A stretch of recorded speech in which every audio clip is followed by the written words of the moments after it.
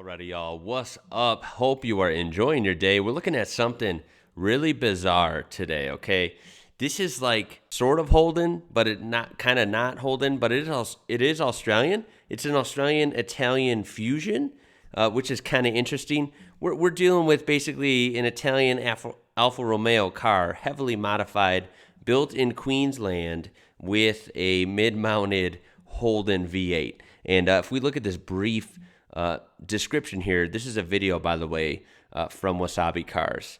It says just 15 of these Holden V8 powered Giocattolo's were built prior to the factory closing down in 1989. It's a miracle that they made even that many, as Alfa Romeo themselves didn't come to the party. The third prototype blue is LS7 powered, while the regular production vehicles received the V8 that powered the 1988 Holden Commodore Group ASV. Really, really interesting, okay?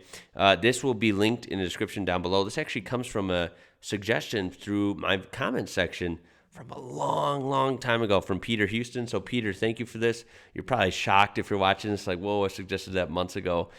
Proof that leave good suggestions in the comments. Even if it is 4 or 5 months, I might get to it. So I do appreciate that.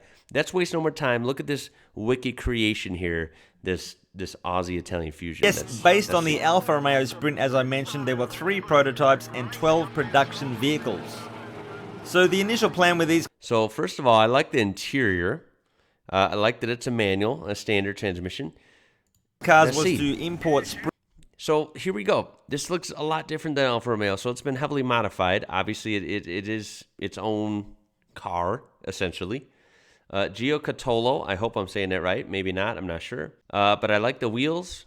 I like the body. The proportions are a little bizarre. It could be a little longer, which I know you can't really do unless you do like crazy work if it's based on another existing car. But yeah, that's my only gripe. It does look pretty neat.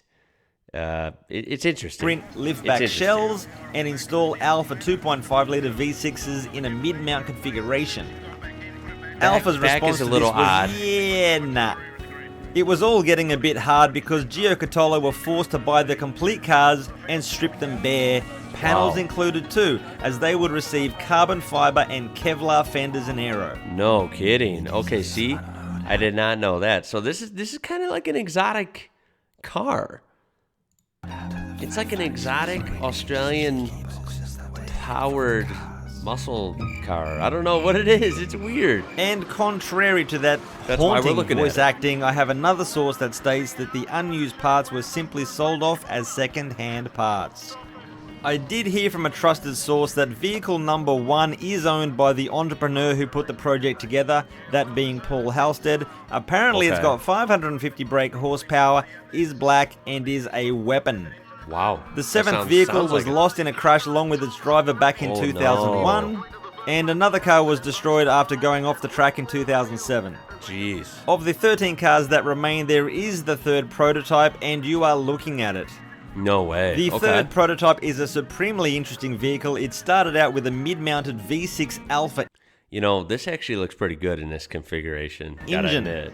And I'm going to guess that it was with this configuration that it appeared on the Aussie Science and Tech TV show Beyond 2000. And if I ever bump into Amanda Keller, I'm going to ask. Then at some point early on, it was involved in an accident with a police car, allegedly. And with the rebuild that followed, they dropped in that Holden V8 engine. Oh, wow. The engine that is currently residing in this blue beast is an LS7. I did speak with the driver of the car. He said the car is from Western Australia, where it almost never gets let outside to play, and the only reason we get to see it here is because the previous day was the first ever reunion of the Caloundra built car.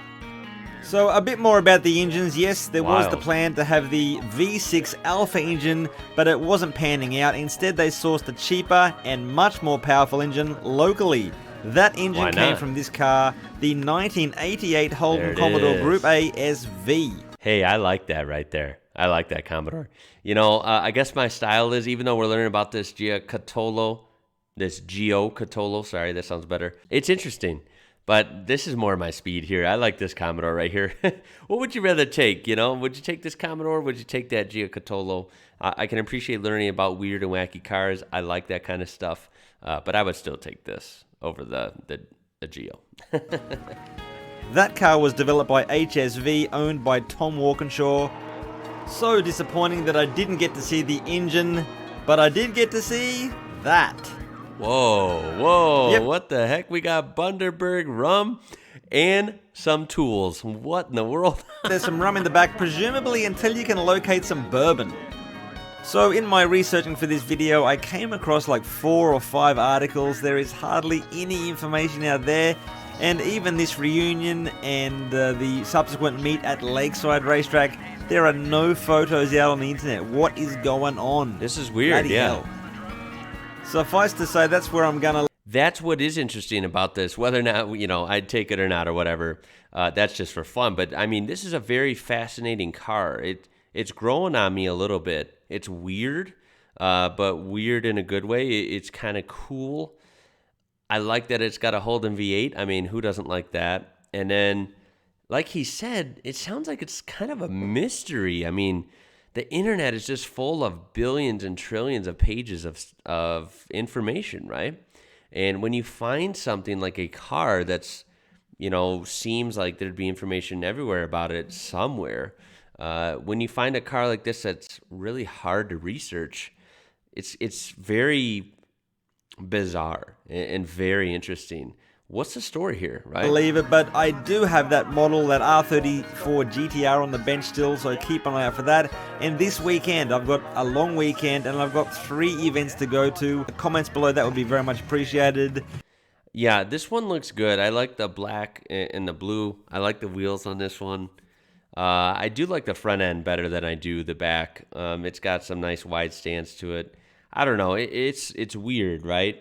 I don't like it as much as just a regular classic Holden or even a classic Australian Ford or something. It's weird, but it's interesting to learn about. We're going to have some bonus footage here. So tell me what you thought of this, of course, down below. Tell me if you know additional information, because this was a decent video, so nothing wrong with the video here. Make sure to check it out. It will be linked down below. But, there's not much touched on here. It's a very vague story, kind of. We're going to jump to some bonus footage right now of this thing in action, so see you in a second. Okay, and here we are in part 2, the bonus footage here. We're just going to take a quick look at this 2-minute video. This is from Targa Tasmania. This will be linked down below as well, so make sure you look at both these videos. Will be down there. What can I say? Targa Tasmania is absolutely awesome. From the very little bit I've seen over the past few months, I definitely need to cover more. It just looks like awesome events with awesome vehicles. And the fact that they have a Giocattolo running here with some pure sound video, I cannot wait. I won't interrupt too much engine sound, so let's enjoy this together. Here we go, guys. Let's see how this sounds. Giocattolo. Giocattolo. I think a Giocattolo sounds more accurate. Who am I? I don't know. Here we go.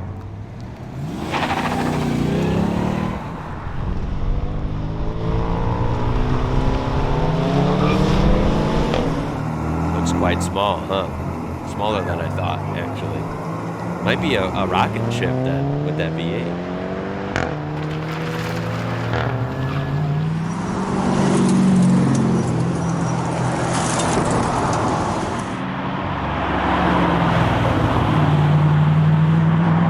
There we go. Pretty quiet, actually, gotta say. But it sounds nice. It's nice. There we go.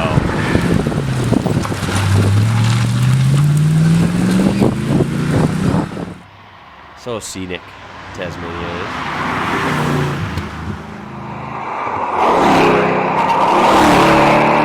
Wow.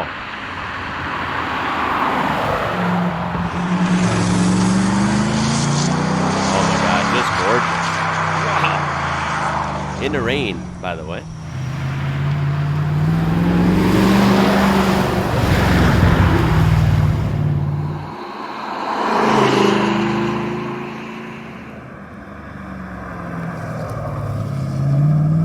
Oh, got way out. It looked greasy on the road, didn't it?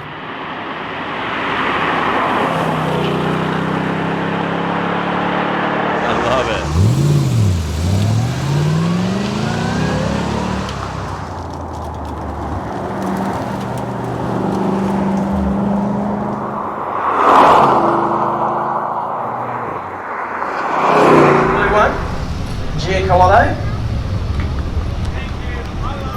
cracking me up with this Giocattolo thing.